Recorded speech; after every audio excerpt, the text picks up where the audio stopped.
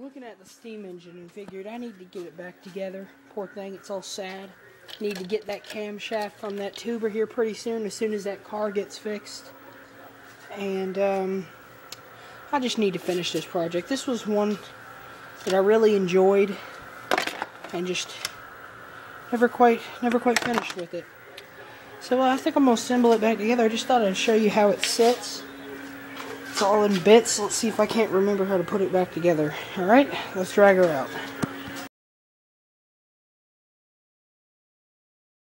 Ah, better, eh? Time to start getting all that together.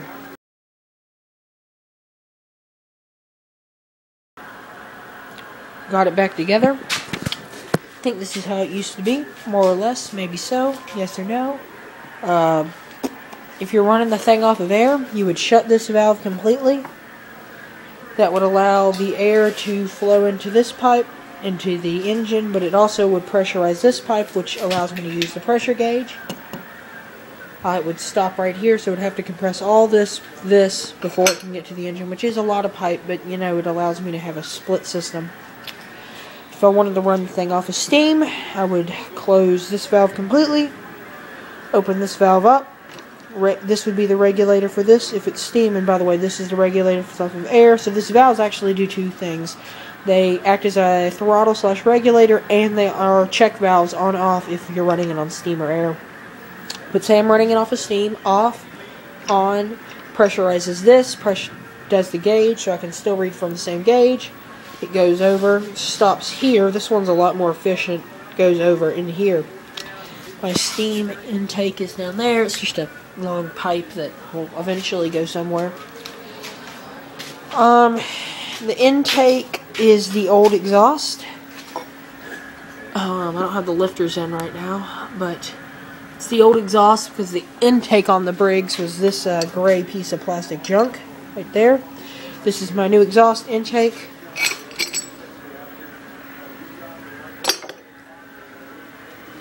And yeah, so if the piston's at top dead center, the intake, or the old exhaust new intake, this one right here, would just be starting to open.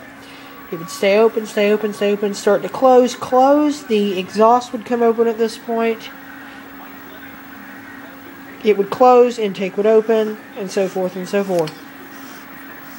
The cam is what gave me such a hard time. I still need to get a metal cam. Also cleaned up everything in here, as you can see.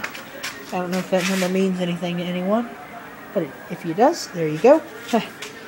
I'll be leaving this flywheel on, but the big flywheel is this guy, which now that I can hopefully make a better plate for it, because I don't really love that plate, but a adapter plate, get some thick gauge steel.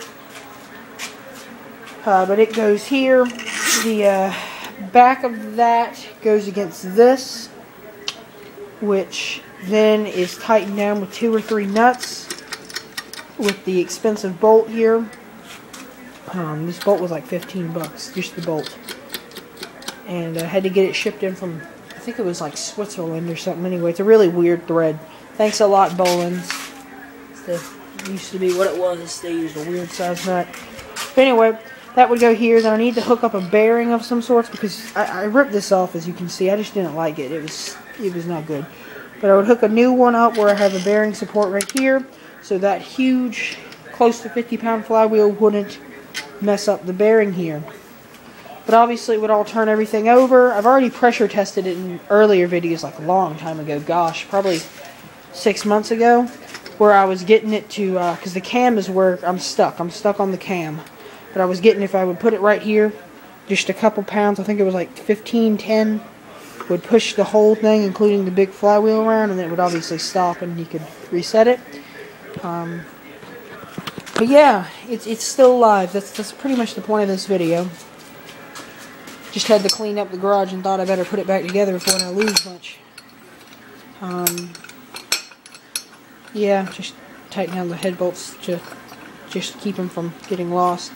This pipe in the top I also found, which happens to fit a spark plug thread.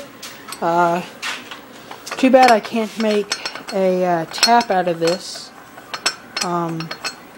Or I ought to, because then spark plug threads are pretty odd. And, you know, you would want it so you could tap things fit in spark plug threads. But regardless, it does fit.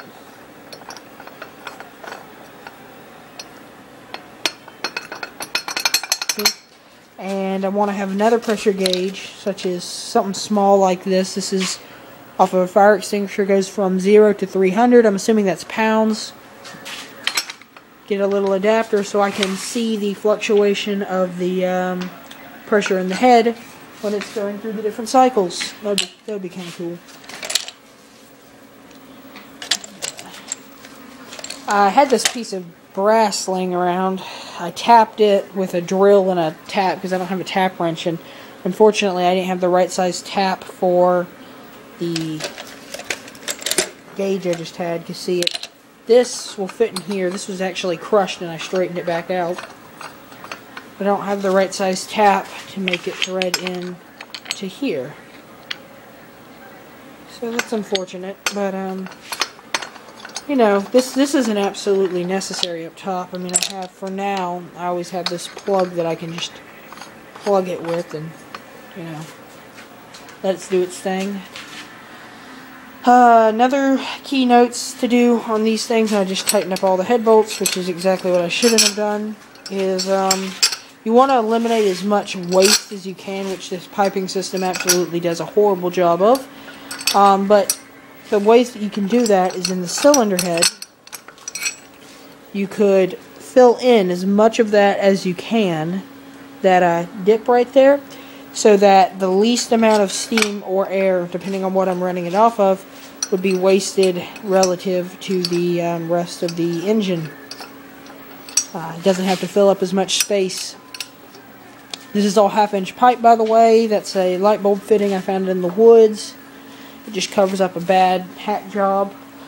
It's on wheels, the little cart, and I need to put new ones on because mine have bent the little. I put a pretty thin bolt in there.